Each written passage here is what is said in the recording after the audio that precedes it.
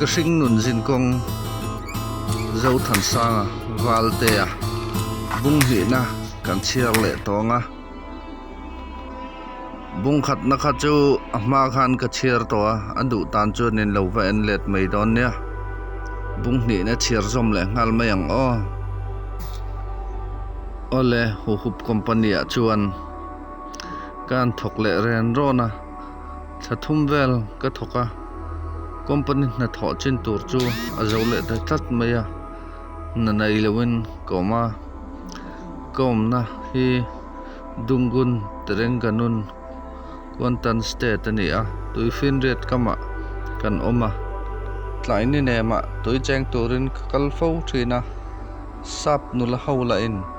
kia korte mong zep hachungin an vei mai sia kai ni mi zo mi petition sang mata tak tak chuan underwear ne na lo ve zong kanin huk tok angai thin ni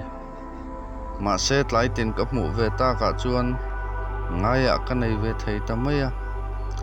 company dang nga te na khan song ve lopa passport visa nei lo tan chuan naru ka fangang mai si a sum khol ka nei si lawa har satna en tiang to ur mai ni in lama kanu chaklo tak main ngaklel takin thirni tin jantina tuna chuan kum somni pakhat mi kani to a ril rupo apuitling lam kapan veta ngai tu atamin engti thei chuang chi lovin ka hun lu tak chu ka hmang liam ve zela zan khat chu ka thian ten kan pu kan lo biak sakang che nak tu ka iron kal ve don nia anti a ka thu huai mai ni ka tong trai na pathianin asharing ani hi tin ka rul ru alim ve le ani ma se ti atul le thin zan ka mut toi lai tak chuan police zarwal te meu mai min ron huala min man chu ani le ta der mai min man chan chu project a thok Bangladesh unau pathumin an then ompa an thata anni hi in then om anni a bung thuma an bunga chumi te awang chuan ramdang mi passport nei le nei lo po soilovin min wai mata hi alo ni a an om na emo an chan chin emo kan thiat an tinga ni ber mai anin tha dan hi anun ron thlakin an in ti thiam lo na chan la chu a ho em mai le ngala unau pathum jing no pang berti tu selo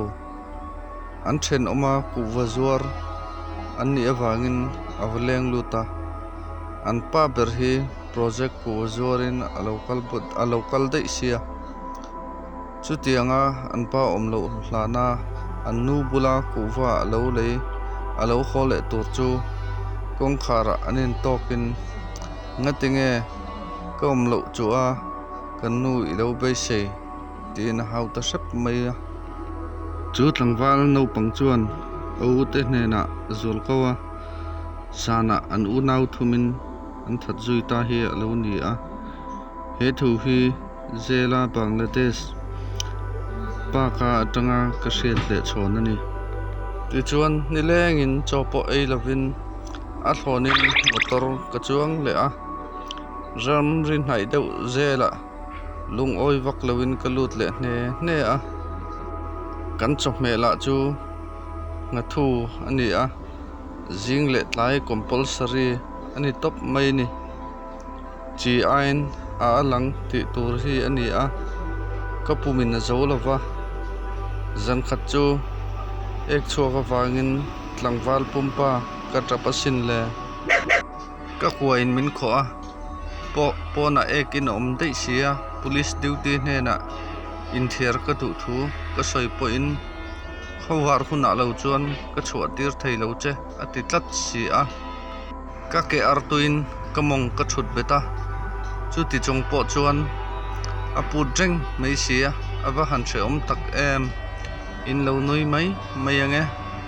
a hun lai kha chuan kanui zamol lo sin o jing dar lia duty anin thlaka mi thar hne na chuan kalodil le a min han ena ka ek phun te a hmu khan arangin kongkha ra honga bathroom lama kan injui chuak ta a kan in thiar chule sanpe ka ngai lo na samai duty chuan in bul ngal la lo thong reng su ka ngak reng ang che dam doi te ka bala don nia ati a kain su zo a kain bula thom no te ka pho ngala ti chuan ka sela ka lut le ta ani jing da re ta pona kan theya a thenin playing card tan khela kat khel ka en ve a ka puma thalo ka ti kha ka voi chu au ti pia lam ani a mi pariatin ka tan khela tang jinga hian ano pang ber kani Thailand le Indonesia mi deuh vek ni a an tong po ka zirna saboka ka tong ve thei viau to ani zoitein ka voi le se a ui ngang aniang na thu tuk le zana ina na chu an thau sapa tunge voi an tia kei po voi lo ang thanin nar hup chungin kan tlan cheve le boka re deuh ta mo tia kan han thu khom fel le deuh chawa ka voi le a an thau le sapa chu tiang chuan voi nga ka voi na chuan kai sum zo to ngang lo ni zamang khengin kai noi chuak ta a mi bum ro tak an ni a tual tha awanga tangte pong sol le ruk awanga tangte rui hlo ti awang le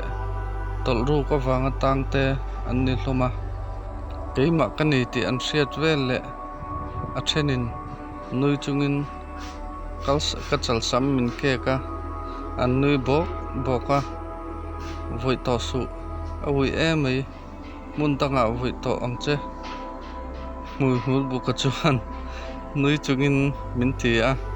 mi dang chu ni sela zong an sem nge yang kai chu min ngai la lo tu ma an om lo wa heng songa thian pathian om puina ka changani ti lam reng ka lo ngai to thling phak ngai lo wa andar saria sela kan lu chau thina pon thla eng noya tim sing duk chunga chuan kan boka ka beiton na chuan min del ritin ka phur zo lo lungai na chuan min chim mek ni in ka ria a pathian po hi aum tak ka ring lo hialani chu ti line ka suang to na wak vel chuan ni le thla ar si te khi khoi atanga lo nge an ni an hlimin an lungai na te hi anin sal ton ve angem le tlang sang tak te le tui thuk tak te kan lulu phak lo le kan tlan ngai lo na tlang te le tui pui te khi kan la tu tin kan la pal tlang ve ngei om si a ei tur zongin mun tin ram tin kan vak daranga atopa engma ni chuang si lowa tan hian kan hun le ni te hi kan chhir don chu ani si a nun na hi engma ni lo engkim ni si thi na kan chel theina po nun na ani si a sawamul fin a chem na lama aleng koi ang mai lekhi ani atopa leitla a atoi ral le thin ang lekhi kaloni ti in ka thiam ang tokin he sing nun bor chor tak mai hi ka don ve thin ani ole khati zong khani se abung in dotin karon da chau to dona in lo ngai chang zel don nia trong kam le ziak chhir te hi ka thiam vak lawa ma se min lo ngai thlak sak thin tho ti ka hriatin in chunga lom thu ka soye